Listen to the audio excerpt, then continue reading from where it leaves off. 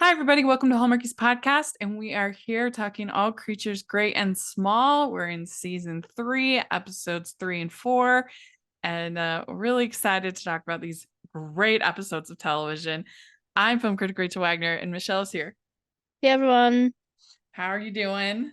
Yeah, I'm good. I'm excited to talk about these ones. Yeah, I mean, these ones are special. the third episode is probably one of my favorite episodes they've ever done. Yeah. Just think it's really, really good, and I think it was like when that episode came on over here when it was first aired, it was like this season is just perfect. Like, how could this season get in?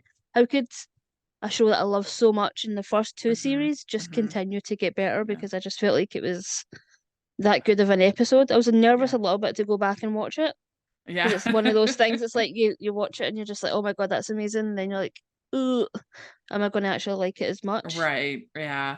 No, I mean it really felt like, oh, all creatures going all heartland on us, but it Yeah. worked. We have high standards when it comes to any sort of horse whispering. Yeah. We've seen it That's all. We've right. seen we've seen everything when it comes to you know Yeah. horses and whenever it's like it's a mental problem. It's not a physical thing. It's like we've seen it all. Yeah.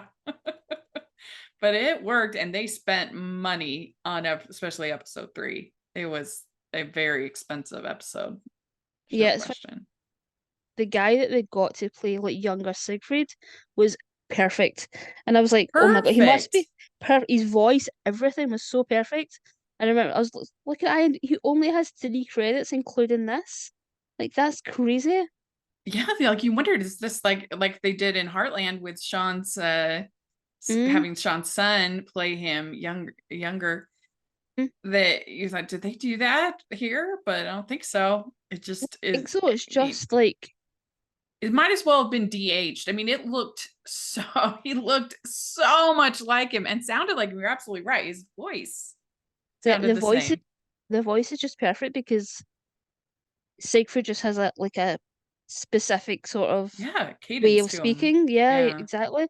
Um, I mean, they could have like even gotten some like the actor that plays Tristan to take on like the younger Siegfried. They could have gone that way as well. They Mm-hmm. could have Mm-hmm. done so many different things in terms like de-aging, but the fact that they were so confident and found this guy is like Yeah, they it's must have just true. struck gold when he Like walked into the audition room. if they wanted to do a spin-off about young Siegfried, they Yeah, totally could. there's your guy. It's so, I'm so so good. sign me up. I'm in line. And you could have older Siegfried like narrating it or whatever. You could have Hmm. Samuel West doing the narration. Yeah. Great show. And it would be so sort of sad as well because when he meets his wife, we sort of know the end. Oh yeah. That would be Oh, yeah, that would be so good. BBC. you're, you're welcome. That's a great idea. But we have to say, if you're watching as opposed to just listening, I am sporting our first piece of All Creatures Great and Small merch. Very exciting. Love Me Like James Loves Helen shirt, which are available in the merch store. So y'all should check it out. It helps support the pod and get some pretty cool. And we're gonna have a bunch of new merch that I'm working on for the holiday season. I'm trying to give like a little bit of Barbie vibes to our Hmm. holiday merch. Yeah, and Some pink, some if you're like overseas like me, don't let that put you off. Like the postage is so quick. yeah. Yeah, Well, and literally within a couple of days, it's with you. oh, see that's good to know. And it was pretty reasonable, wasn't it? The shipping Yeah, for yeah. The not too shipping is bad. completely reasonable. It's like it sort of converts um to UK Yeah. very easily and very reasonably. But yeah, the shipping is within like I think it was less than a week. Nice. Yeah, yeah. You should all check it out. I'll put a link to our T Public store in the description. We would sure appreciate it. But let's dive into episode 3. And this is season 3, episode 3. Siegfried receives some difficult news and becomes even more irascible than usual. The perfect distraction comes along in the form of Major Seabright Saunders, who asks Siegfried to look at a difficult young racehorse called River. So you love this episode. Yeah, I think far and away it's one of the best episodes I've ever done. And I think the only thing that I was kind of like, oh, a little bit funny about is I just thought the sort of flashbacks were more. I just felt like they were more present in the episodes when I first saw it. So when I Mm-hmm. rewatched it, I was like, oh, there's only actually like a few scenes that they go back. That just felt like it was like half the episode Mm-hmm. was these sort of flashbacks. Yeah. Um, but that doesn't, that's not like a negative in terms of just like the story and its impact and the Mm-hmm. acting involved and everything that they accomplished in this episode. I Yeah. just felt like, oh, for some reason, I just felt like the majority of the episode was that, Yeah. and it wasn't. But that's totally fine. Mm-hmm. But yeah, it's an excellent episode. It's really interesting when you compare, because I think there are some similarities between When Calls the Heart and All Creatures Great and Small. But with When Calls the Heart, they have chosen to completely ignore and pretend like World War One didn't exist and happen.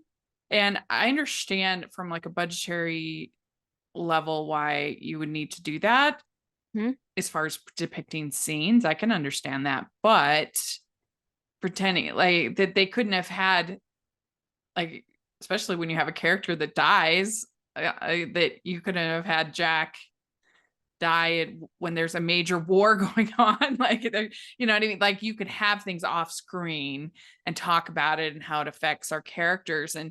And you look at something like this where, because they were brave enough to include not only the war but also the basically the PTSD that the character, one of our main characters, is dealing with, how much richer of a show it is and how much we know now about Siegfried and his character. He's not just like the kooky, boss of James. He is this really complex person and character. And every time when he's sort of bossy and rude, like, we now have this layer to understand him better because of this Yeah, episode.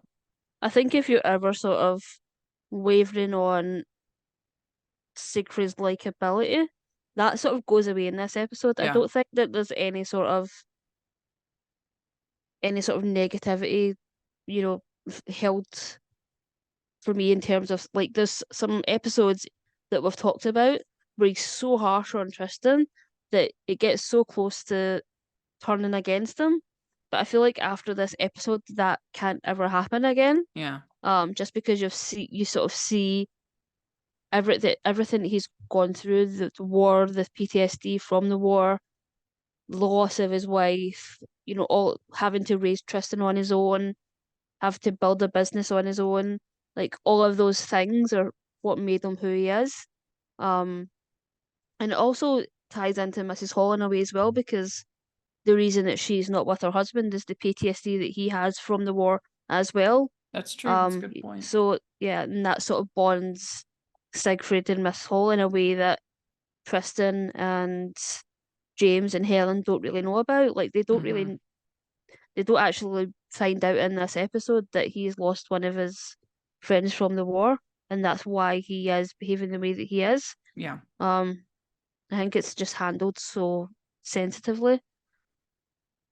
yeah, he gets a letter Mm-hmm. from a friend, from the war, and we find out that basically he had this traumatic experience, not only being in World War One, which on its own was very traumatic, but that in particular with the horses that it served them, and that they were killed rather Mm-hmm. than sent home. And it's shocking because you would think that they would have some kind of value, that even just from a purely cynical perspective, that they would be able to sell the horses, or they would be able to, like, that they that it's shocking that they would just rather than just bring them home or just let them free or just something rather than literally shooting them. Oh, that's just brutal. Ho, ho, ho. We'd like to take a second and thank our sponsor for this episode of the podcast. It's the Hallmarkies Patreon. Do you love Hallmarkies podcast, especially at Christmas? Do you enjoy the holiday previews, recaps, interviews, and bonus episodes? If the answer is yes, please consider supporting the Hallmarkies Patreon. We need your help to do what we do both during the Christmas season and all year round. But not only do you help a podcast led by strong, independent women by becoming a Patreon, you get to become a part of the Hallmarkies family. Starting at only $2 a month as a patron, you will have access to our Facebook Patreon group where we talk about the movies, shows, and more all year. We also have many monthly patron watch-alongs with guests like Lacey Chabert, Natalie Hall, Paul Campbell, Mary Lou Henner, and more, giving their behind-the-scenes details of their films. As a patron, you also have the chance to provide input into the podcast and even join us at different tiers. So this Christmas season, spread some cheer to the Hallmarkies Patreon and become a member today. You won't regret it. Go to patreon.com/Hallmarkies to learn more. That's patreon.com/Hallmarkies. Yeah, absolutely. I think as well as like when you watch a movie like Warhorse, I mean, I think that's still one of Spielberg's best films. I think emotionally it just works so well. Yeah. And that's such a like incredible story of following this one horse and everything that it goes through, and there's a happy ending at the end of that film, but for so many of these horses that like Siegfried says, like kept them alive, carried them into war, like fought alongside them, like and the idea that they can't even like set them free because they won't survive the wild, they won't have food, they won't have, they're sort of being taken care of in a way that they just won't survive the wild. So there's no option for them. And I think that's just like the hardest sort of end to a story where there's no way forward. There's no sort of loophole that Siegfried can find. I feel like if there was, he would find it. Yeah. But the fact that he can is just so devastating. Yeah. And I also think the fact that we really feel that for Siegfried when it's not even the actor that we're used to seeing portraying it. Yeah, that's true. That is really the strength of this episode, that this young actor was able to sort of embody Siegfried in a way that I don't think any of expected watching the episode. Because that could just go so badly in terms of just casting someone so wrongly. That there's sort of a sort of distance between the two actors, but yeah, I just feel like it works so well. And like you say, it's just so devastating that there's just no way forward. It is really shocking, and that they would make him do it too, that Yeah, and Siegfried is the type of person that he would, if that's his responsibility, then he's gonna take that on. We see it so many times in these episodes leading up to this of like him having to put an animal down, or Tristan's not able to do it, James isn't able to do it. He's always the one that sort of steps up and takes on that responsibility. Well, and it was such an effective kind of foil to have sort of the modern Siegfried getting upset with Tristan for putting the cyanide and the antiseptic together, and for the dispensary being a mess, and he says poison must always be kept separately and marked clearly. And you think just like how triggering that bottle of cyanide would be for a World War I vet. Yeah. It would be hard. Yeah. And even when the cupboard sort of, the dispensary was cleaned, it still looked like chaos. Right. From like an untrained eye, it just looked like a crazy amount of like potions and concoctions and treatments, and I suppose it sort of made sense for them, but yeah. Yeah. We know how sort of messy Tristan is. We saw that in the previous episode. He's got a lot of learning in terms of making sure that everything that he's using in terms of like treating animals is clean and tidy, and he's definitely not a clean as you go type of person. So hopefully we've no more dispensary disasters, because how devastating would that be if you pick up the wrong thing? Mm-hmm. Yeah. Yeah, absolutely. And also, so then Tristan buys the sedative from the peddler man, and Siegfried's like, what are you doing? Yeah, yeah, and I've got all of the, what is it, the sort of the literature. Yeah, well, I've got, yeah, that guy could have written anything on that. and then he gets attacked by the cat because the sedative doesn't work. That cat was crazy. Yeah, that the old lady was so funny in this episode as well. Of like, it felt like more James's cat than hers. Like he had all the responsibility of, like, had to go collect the cat. He had to catch the cat. Well, and then she doesn't pay him in the end. Doesn't pay him He's in like, the I'll pay you next time. Yeah, I'll Yeah. pay you next time for the follow-up appointment that I also won't pay for. Do you have cats or are you just dogs or I something? had a cat when I was younger. I don't mind cats, but they are very independent animals. Yeah. And yeah, I had a cat that ended up being an outdoor cat. And he just never came back one day. I don't think I could go through that again. It's so Oh, that devastating. would be hard. Yeah. Well, that's like we joke that cats, you have to earn their love. Dogs just give it. Yeah. I've just always been a dog person to be. They're just like, yeah, they just love you no matter what. Big Yeah. babies. Yeah. Well, so James is working like every night shifts. And he has got the phone there, really, really sleepy. He's like, Helen has to drive the car because he keeps falling asleep. And so Helen tells him, you need to talk to Siegfried about this, about sharing the load. And she tries to bring it up, and Siegfried snaps at her. This is Yeah. basically, what in life is fair? Nothing's fair. Yeah. I feel like Helen is still sort of trying to find her place in the household. It must be so hard, having sort of a farm to run and things that she's probably done every day since she was a kid, and that's all been taken away from her. Now she doesn't have that. She still, I imagine she still goes to the farm quite a lot, but she doesn't really have a job in the house. And I'm hoping that's something that we get next season, of her having more of an active role in the veterinary practice next season. Because it feels like it's such a waste of her character to not do something to manage the practice in some sort of way. Yeah. Yeah, it'd be interesting to, I'm not sure what like suffragette movements and stuff were in England and what timeline that was, but that would be interesting to get her kind of maybe involved in something like that.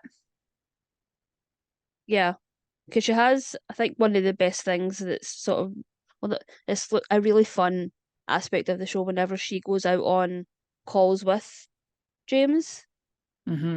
Has this sort of way with people that she's known them her whole life. Like, they can't really have a go at her, or when they try to, they sort of get put in their place, because her family has been a part of Derby for generations, and they've known her entire life. So yeah, it'll be interesting next season to see what they do with her. I do know a little bit in terms of just like spoiler pictures that have come out, but yeah, I hope that that's not all she's given next season. Right. Yeah. Yeah. And so she is also, she is leading in this episode of getting her dad to do the TB test, because they're trying to stop the spread of the TB. So if they can stop it at the animal level, that will help the humans, but it could take out like whole herds. And so the farmers are resisting it.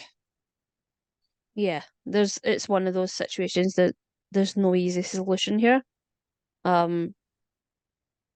Because if they Mhm. do get the testing and all of their animals are negative, it sort of positively they can put a sort of positive spin on in terms of like market their milk as it's from cows that are definitely have been tested for TB and are clean, and don't have it.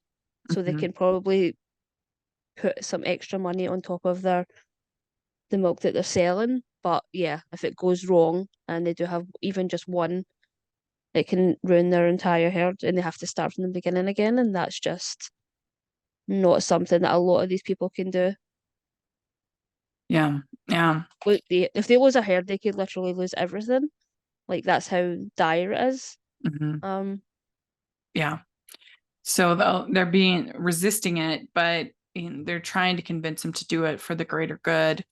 But then we also have Siegfried trying to ride this horse named River, and it says that he's they say, "Can you break this horse?" And he says, "River's already broken. Our job is to put him back together again." yeah. Yeah, it makes me wonder, like these guys that are like, do they have any sort of understanding of horses and animals? You know, the way that they speak about them, especially the God, what's his name? We see sort of a younger um Private Robert Turner, so he's the one Mm-hmm. that sort of asked for Siegfried's help. He witnessed everything that Siegfried did. So yeah, it's Yeah. sort of yeah disappointing to see him have such a harsh sort of thing of like there's no like room for for any sort of treatment. It feels like Siegfried was given one or two tries, and it's like, oh well, he's dog food. Like they're just sort of so dismissive of this horse. Mm-hmm. That he's just Yeah. wasted their money. That he's just like he's just like wasting resources, and no time is given to any sort of treatment. They just want a sort of fast, you know, break the horse and that sort of it. But it goes a lot deeper than that. Mm-hmm. Um, but Yeah. yeah.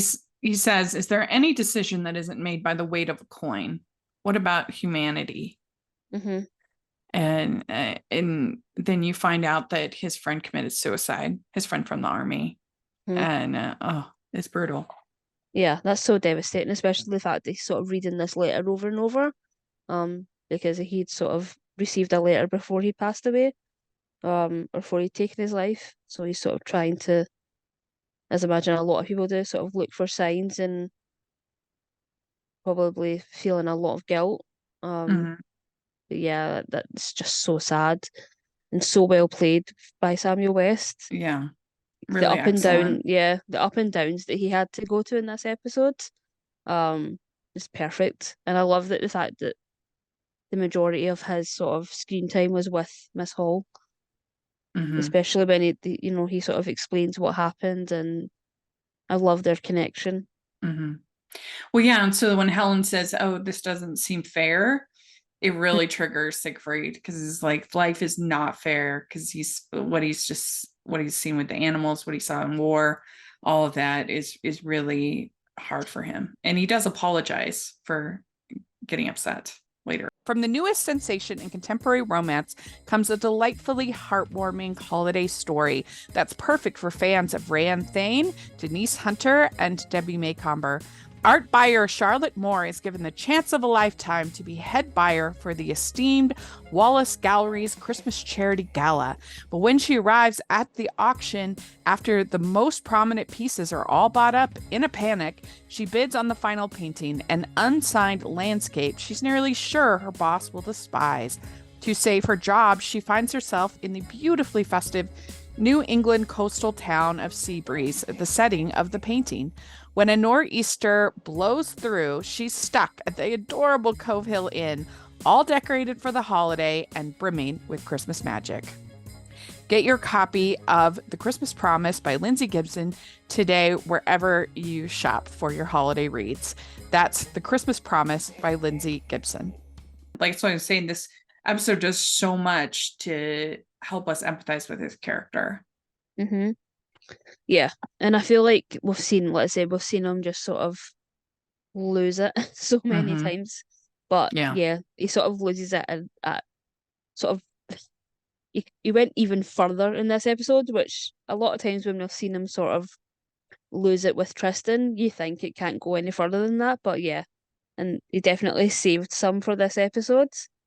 And I think again, if you struggle at all with Siegfried leading up to this episode, then it sort of goes away, I think, for me Mm-hmm. personally.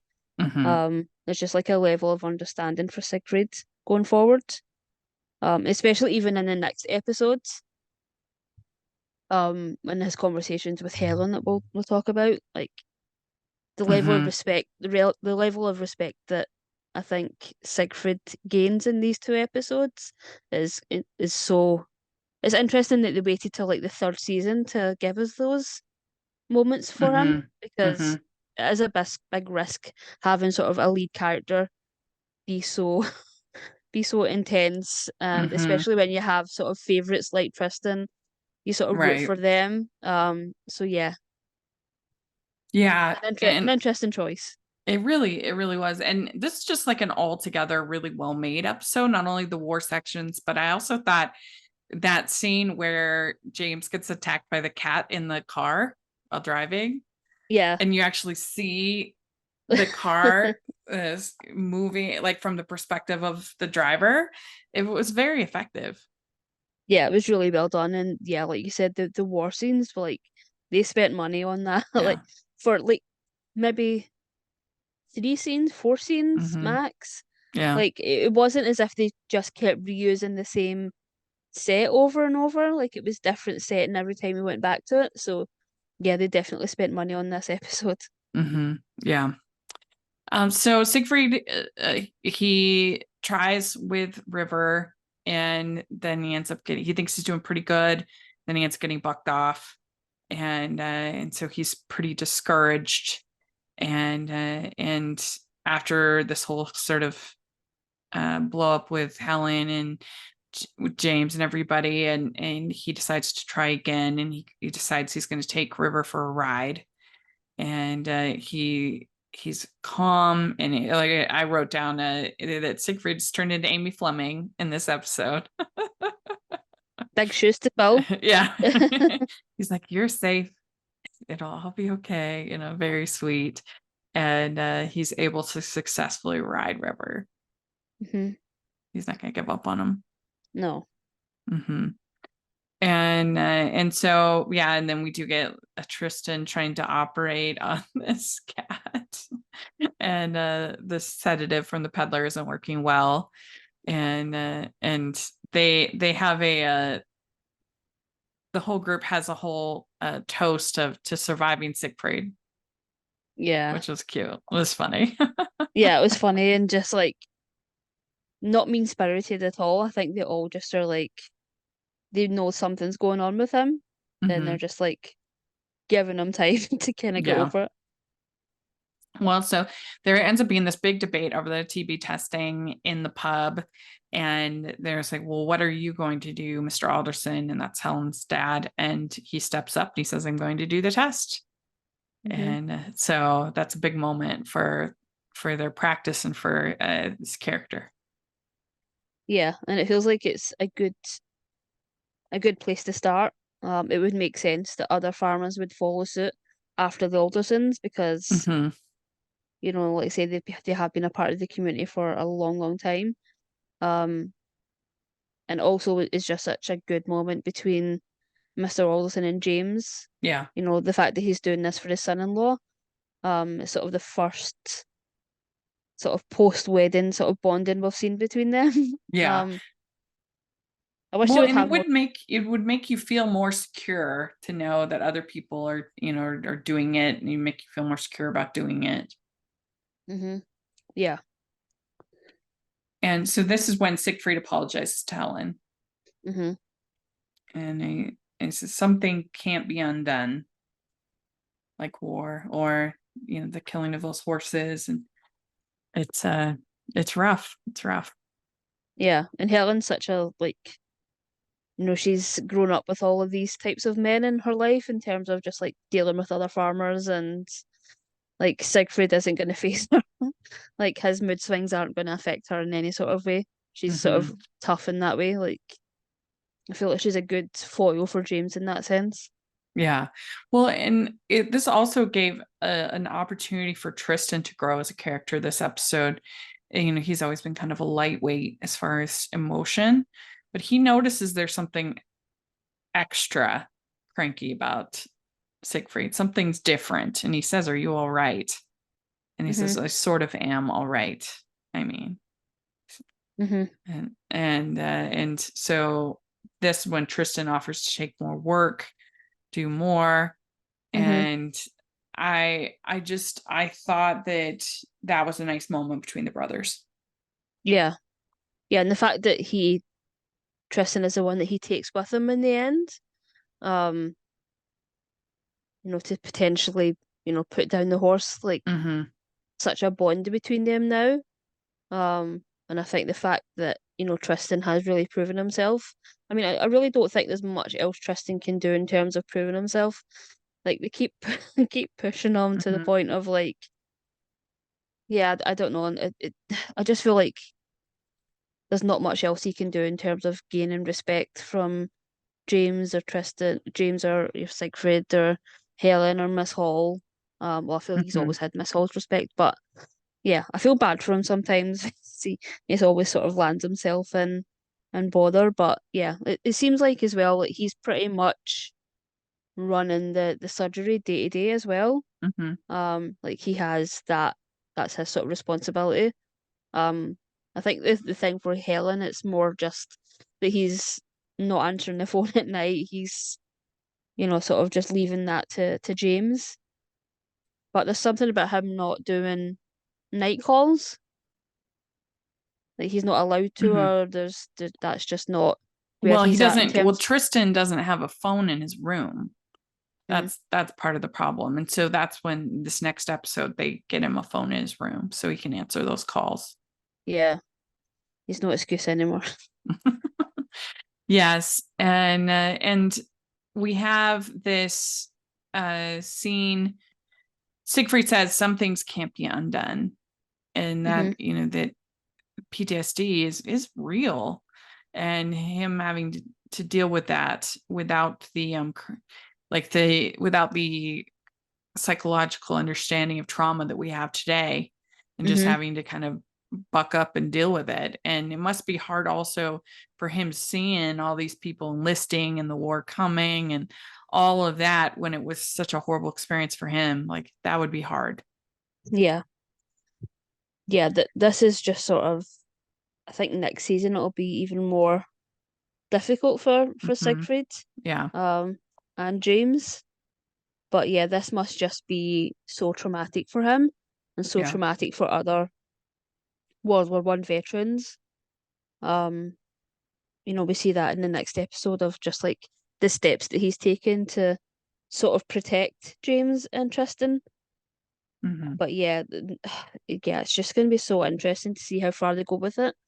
And even with Miss Hall's son, like it's just such a massive, massive part of this show at this point. Yeah. And like you said, it's not something that they could ignore.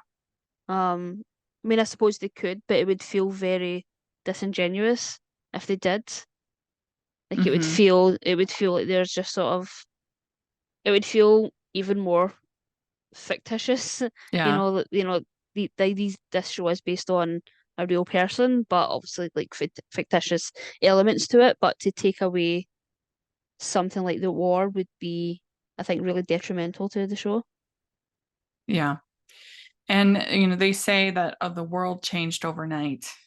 And they can see all these people enlisting, and it's starting to make James feel more and more guilty about his own role. And then we see the flashback of Siegfried shooting the horse in the war, and he says, "Surely we don't need to repeat the mistakes of the past."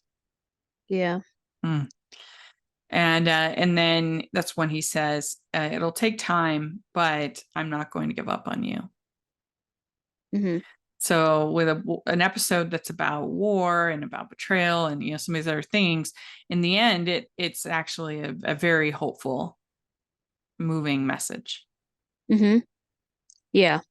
And I feel like only this show could do that. Yeah. Yeah, it feels like such a special sort of I don't know, like all of the ingredients of this show just makes it so special. Mm-hmm. They just have like a formula on this show. Um and yeah, it was just executed perfectly because it's such a tragic story, but to not end the episode on a really sort of down note was really just well done. Really, really well done stories. Yeah. Writing is just impeccable. But yeah, I think for me, like the Siegfried part of this episode is just perfect. Yeah. Yeah. It really is. I mean, I'd give this one a 10. This is a great episode of television. Yeah, 10 out of 10 for me. Mm-hmm. It's like Yeah. up to this point, it's probably one of my. I wouldn't say it's my favorite episode, but I would say it's probably the best episode. I feel Yeah. I like mean, other. if you take out the Christmas episodes, which are kind of their own thing, it's definitely one of the best, no question. Mm-hmm. Yeah. And it is called Surviving Siegfried. It's the name of the episode. Yeah, they that's a weekly thing for this show, the Surviving Siegfried. We'd like to take a second and thank our sponsor for this episode of the podcast. It's the Hallmarkies merch store. Are you looking for that perfect gift for the postable, hardy, or Hallmarky in your life? What about getting that t-shirt or hoodie that will help you stand out at your next holiday party? Now is the time to check out the Hallmarkies merch store. Full of festive designs by artists like Jessica Miller, Carrie from Hallmark Comics, and more. You can even have more than just shirts, but totes, cell phone cases, notebooks, mugs, and more. And it isn't just Hallmark. We have designs for Anna Green Gables, Man from Snowy River, The Nanny, and more. Every purchase at the merch store goes to help support the podcast and allows us to make the great content you know and love. There are frequent sales, so go to tpublic.com/stores/hallmarkies or see the link in the description. That's tpublic.com/stores/hallmarkies. Episode 4 is called What a Balls Up, and it's James is finally succeeding with the farmers' uptake of the Ministry of Agriculture's TB testing scheme. Tristan is outgrowing running the small animal surgery and buys a car to help with errands at the practice and enabling him to also take a date out. So what do you think of this episode? Yes, I feel like this is definitely more of a filler episode. Yeah, I agree. It's a building episode. Like you need this for for the final 2 episodes. Yeah, absolutely. And I feel like even a filler episode of this show is better than the majority of episodes of TV that are put out, so it's not a bad thing. I definitely like felt devastated for Gerald in this episode. There's nothing sadder than him dropping those flowers. Like it's one of the most devastating shots on the show ever. And I really love Tristan and Florence together. The TB testing guy with the forms was just hilarious. Like he's just like on a whole nother level with those forms. He starts out just like It's yelling. So intense. Yeah, it's so yelling intense. at James. Yeah. And this guy must have been exhausted after filming this episode. He spent the entire episode just screaming. Yeah, I mean, it seems crazy that they would be expected to do all of this. I mean, that's got to be a lot of work testing cattle, when you have a lot of these farms have dozens of cattle. And so it's still a big job testing for TB. Yeah, and they sort of have to have all of these forms, whether it's your cattle don't have TB or one of them does. Like, it just seems like a mess of forms either way. Yeah. Mm-hmm. Like, there's no winning. Yeah. We forgot to mention in the previous episode, there's also a cow that gets struck by lightning. Well, the farmer wants James to say he got struck by lightning, but it actually was a fungus that the cow ate. But he's trying to get him to say that because of insurance. But James won't do it. Yeah, James says like his morals are just not gonna allow that to happen. So he has integrity. And so James keeps seeing the soldiers and he's just feeling more and more guilty. Yeah, I think the use of the sort of score in this episode, Mm-hmm. you know, every time he or Tristan sort of look or speak about their future in any sort of way, you have sort of the Mm-hmm. score, sort of, it's just sort of a little bit of a gut punch. Yeah. It's just, yeah, it's just really well done in terms of just making you realize that no matter what happens, that these guys are they're just not going to avoid this. Yeah. Or no Yeah, matter how, it's coming to their door. yeah, in you know, whether they stay home or whether they don't, you know, they are part of a sort Mm-hmm. of a profession that means that they don't have to be constricted, you know, they don't Mm-hmm. have to sign up. But yeah, it's sort of devastating for Siegfried because I feel like he's working so hard to keep both of them home. Um, and yeah, that's just probably not going to be possible. Yeah. Yeah. And he let's see here. Sorry, I lost my place. Oh, and it was kind of funny. They kept getting cakes, Hmm. things, and for them instead of payment. Yeah. So I'm curious, what is your favorite cake if you had to pick? Favorite cake. I'm definitely a citrusy type person. Oh, okay. So yeah, I do like sort of lemon, not too strong, like orange. I do like chocolate cake, but I just can't eat a lot of it. Mm-hmm. Yeah, I definitely feel like the go-to is either some kind of orange cake or I do like a Victoria sponge. That's very good. Mm-hmm. Um, yeah, those would probably bit boring, but yeah, those two. Like a big fan of like really rich Yeah. cakes because yeah, I just feel like you can't really enjoy them. You know, you get Mm-hmm. one or two bites and you're sort of done. If you ever come here, I'll take you to, there's a place that has the best chocolate and chocolate cake. Like normally I like a little mixture, not all chocolate, but there's, oh, it Good. is the best cake I've ever had. It's Yeah. so good. But in general, I always say that yellow cake, chocolate frosting, I think is the best combo. It's like just enough of like just enough chocolate, just enough regular. It's the best. Do like cheesecake a lot. Oh Um, yeah. cheesecake is really good if it's done really well. Uh-huh. Um, there are some that are just not great, and it's not one that I'm really great at making either. I feel like I've really struggled to get the balance right. Yeah. Um, Well, it's where hard it's to get it not, to not crack too. yeah, yeah, Yeah, 100%. I'm gonna try. Did I ever tell you? So my dad loves cheesecake, and my mom is gluten and lactose intolerant, and and he got my mom for her birthday one year a cheesecake cookbook. Yeah, that was a We're present for like, him. great present, Dad. You know, we or dairy. He just got himself a present there. Yeah. Um, and so then we have Gerald and Mrs. Hall. They're going out for a picnic. And then he asks her to the concert. And she's like, it's not a date. And I do think it's kind of funny when people have this like very high kind of bar of like what's considered a date. Like, I don't know. Like, I think like meeting somebody for, I mean, I think they've already been, I think going on the picnic was a date. Yeah, I think Miss Halls is just very oblivious and sort of I think everyone around her can see what's happening, and I think she can to some extent. I think she's just been she's avoiding Mm-hmm. everything that comes with, you know, Gerald, and there's a lot of questions that she would have to ask herself if she were to sort of look at that head on.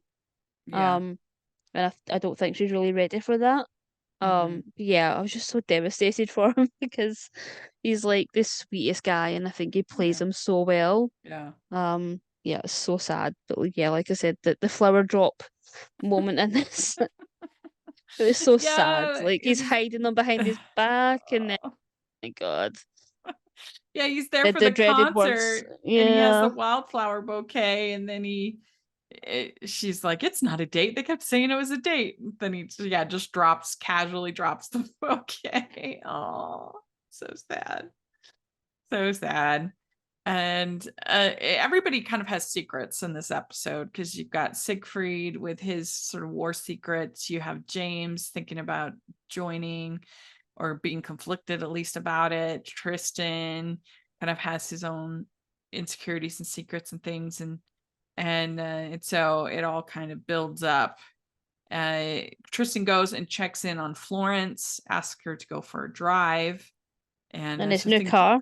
Yeah. Oh, he got it. Yeah, he got the new car, and he says that he's showing it off to Florence, and then Mrs. Hall says that he worked for this car, he earned it. Yeah, because Siegfried wanted to be the one to buy him his first car. It was very Yeah. sweet, very very Yeah, it sweet. was really sweet, but that's an awful car.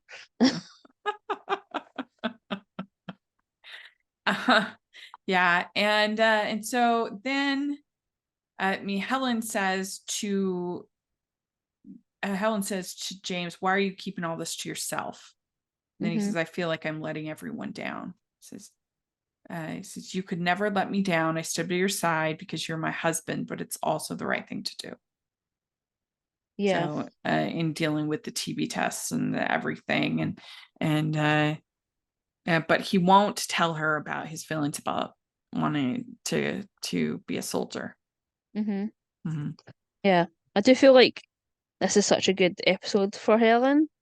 She Yeah. seems like she's a very honorable character, but having a character like her sort of be very selfish, is very honest. Hmm.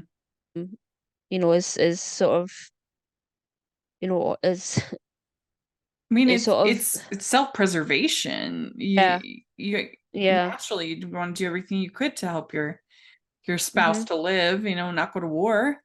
Mhm. Yeah. And the fact that it's sort of people that she's grown up with, that she's sort of seeing go off. Yeah. I feel like, yeah, in this episode, in the previous episode, it really hits home for her that she's gonna have to confront this head on. Um, like Siegfried, yeah, it's just so devastating. And I do like the fact that they made her be, and I don't think she was selfish, but they had her sort of not be perfect in this episode, because she sort of has that thing of like she's like the perfect friend, the perfect wife, and the perfect love interest up to this point. So yeah, it sort of was nice to see the cracks a little bit, Yeah. and see her vulnerability a little bit more. Hmm. And also like him being vulnerable and not telling Hmm. her and not telling anybody about this, really getting into his psyche Hmm. in a way that we haven't.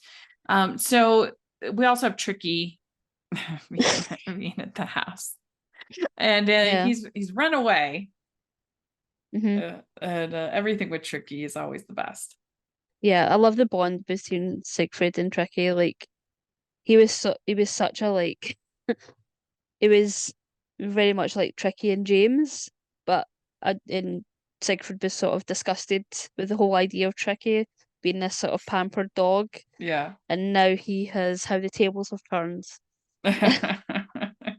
Yeah, but Siegfried, he was being pretty pretty unreasonable this episode. He forbids Tristan from dating Florence. Hmm.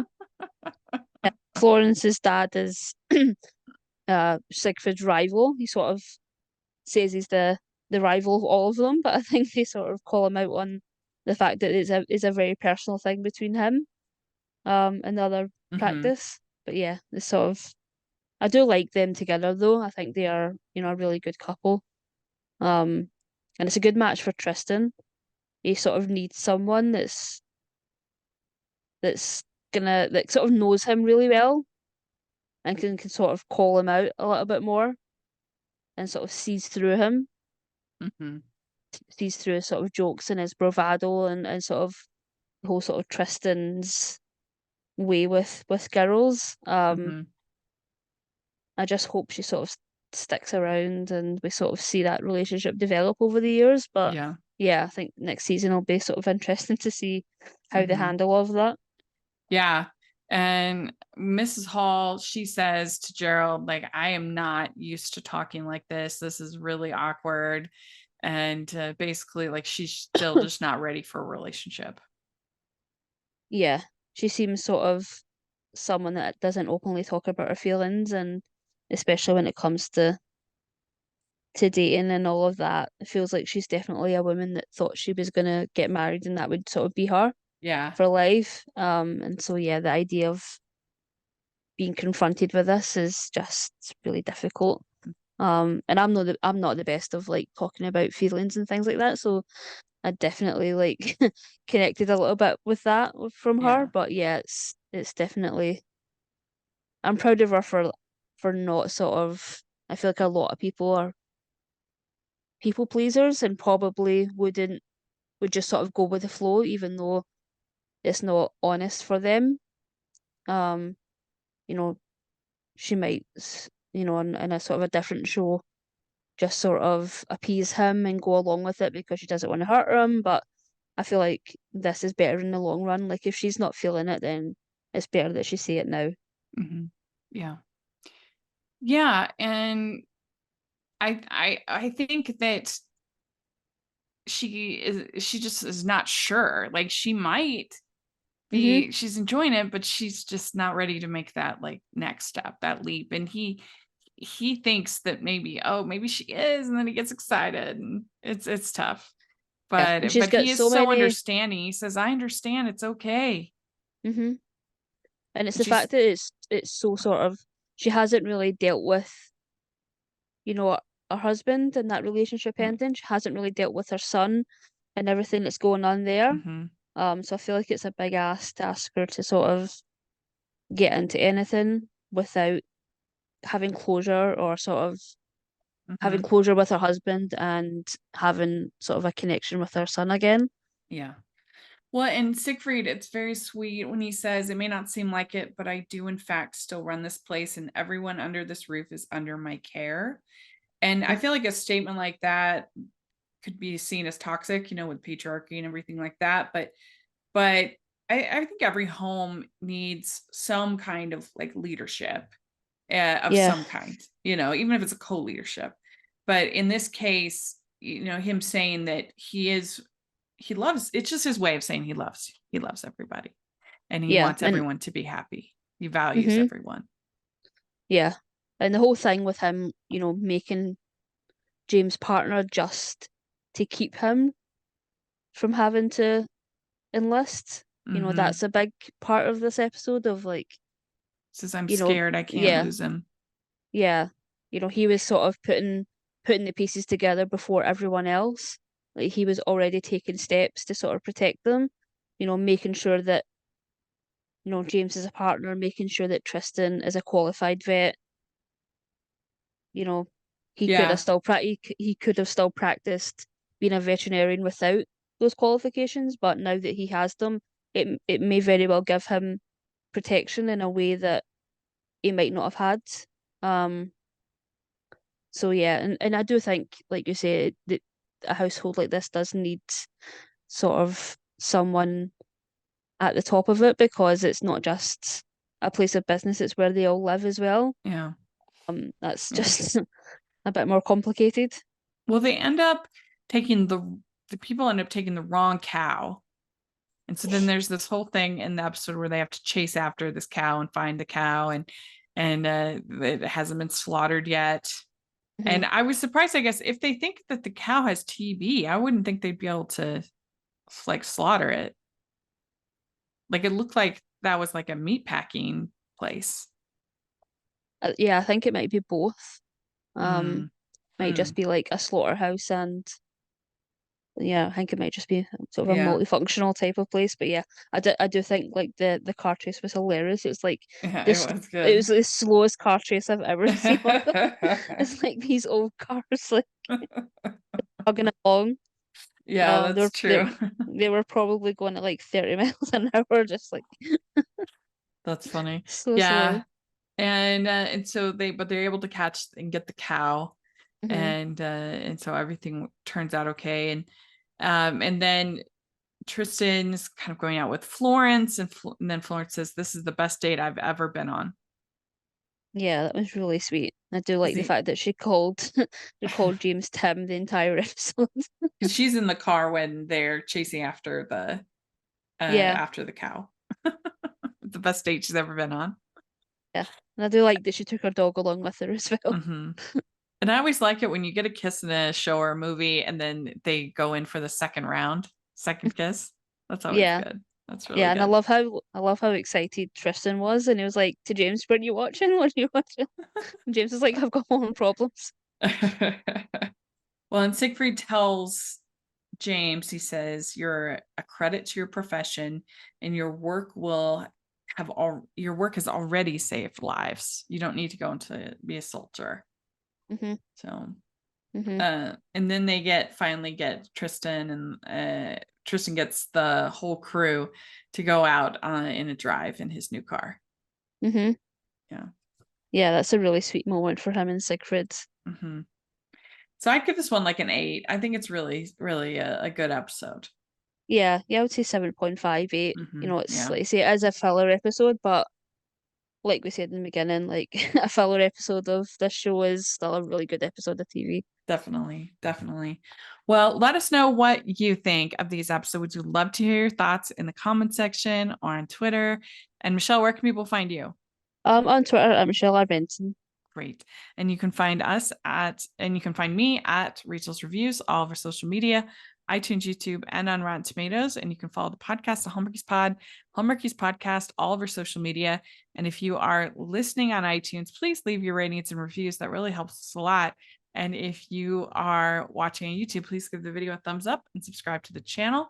We really appreciate that. We also have our Patreon group and merch store. Check that out, especially for our new All Creatures Great and Small shirt. Please take a look at that. We'll have all the information in the description. And thanks so much, everybody. We'll talk to you later. Bye. Bye.